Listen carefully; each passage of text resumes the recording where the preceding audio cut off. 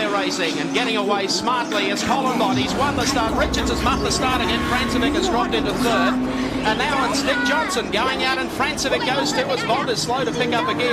Francevic looks for Johnson as they go to the top of the hill, and Queensland's Dick Johnson for the second straight round has taken over the lead. Peter Brock caught out wide.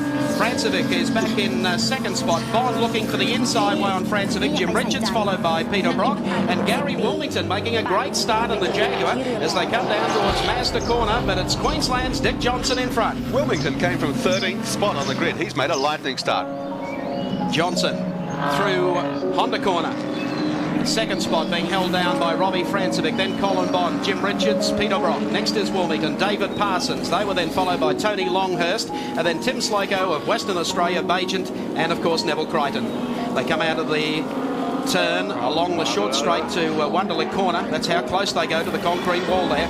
Then back across the strike with Johnson opening the gap already over the Volvo. And here's Richards starting to come into it as he works his way on the outside now of Colin Bond up to the top of the hill. You'll see the split in a moment. Johnson goes through Francevic, then Jim Richards, and Brock has got through on the outside. Has he? Yes, of Colin Bond. So Bond, after sitting on pole, has gone back about 5 spots. This is where the interest is. New Zealander Robbie Francevic in the Turbo Volvo, and Jim Richards in car number 62. Francevic having just a little trouble keeping the tail of that Volvo under control on the tight circuit here at Amaroo Park. Richards is just a little wary of him as they go into the corners. Volvo tending to drift a little bit across the corners. Meantime, Johnson's opened up a pretty decent break going through the lake corner, about 60 metres. Francevic in second, then Richards. Fourth place, Peter Brock, then Colin Bond. There's Jill Johnson, Dick's wife, doing the scoring and the timing. Hubby's in front, looking good at this stage.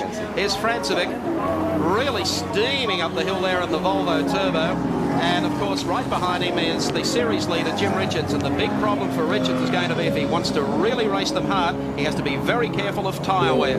Johnson's car easy on tyres. Francevic's isn't all that easy because of the amount of way the car moves around the corners on those narrow wheels. Francevic, in fact, is running a special compound this weekend in the Pirelli radials of the D3. He's got an unusual test set of tyres, which he believes will put him in pretty good stead. But Jim Richards at the moment all over the back of the Volvo as they go through the left-hander at Honda. And I think Richards now well positioned down towards the right-hander at the late corner.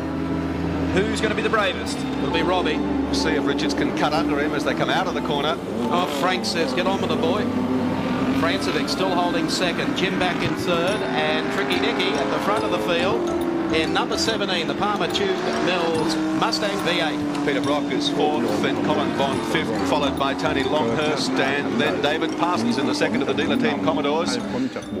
Robbie Francevic blew a head gasket in this car again yesterday. They blew and locks him right. Let's Richards through. Jim Richards for second place.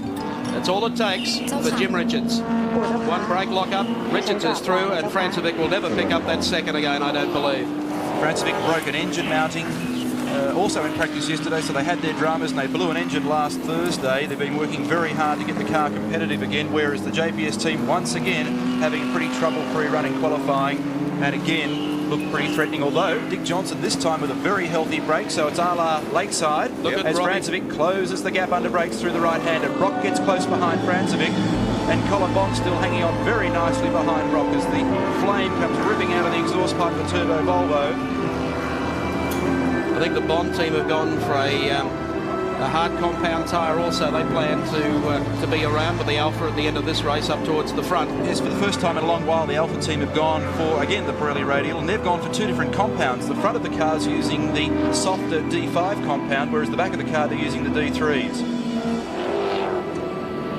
There's Richards going through. Francevic is the next one back behind him. And, of course, Peter Brock and 26 pole sitter Colin Bond in the Alpha GTV6.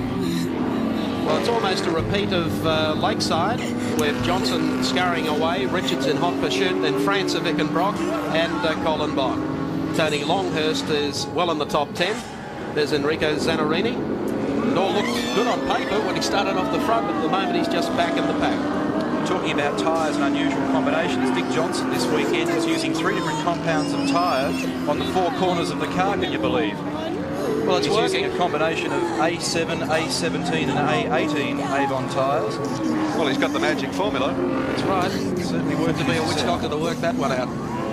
Here's Colin Bond in 26, hanging in there behind Peter Brock as they go down towards Mazda Corner. The interesting thing here with 52 laps total journey, and by no means put the glasses down at this stage, because the bigger cars, the heavier cars will have strife with tyres, but Dick Johnson at the moment making the most of the situation with a healthy gap over Jim Richards, and as we said before, his tyre combination putting him in very good stead. The gap between first and second, 2.6 seconds, and Dick Johnson shooting for what could potentially be his first Australian Touring Car Championship win this year.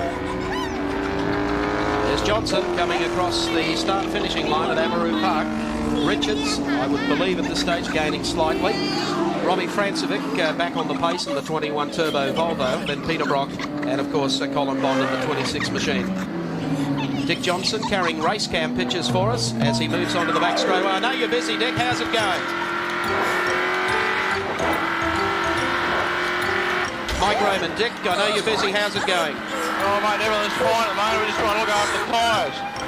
Okay, you can't really stretch it too much, can you, with tyre wear at this track? It's a long way to go. Should your car be easier on tyres than the BMW?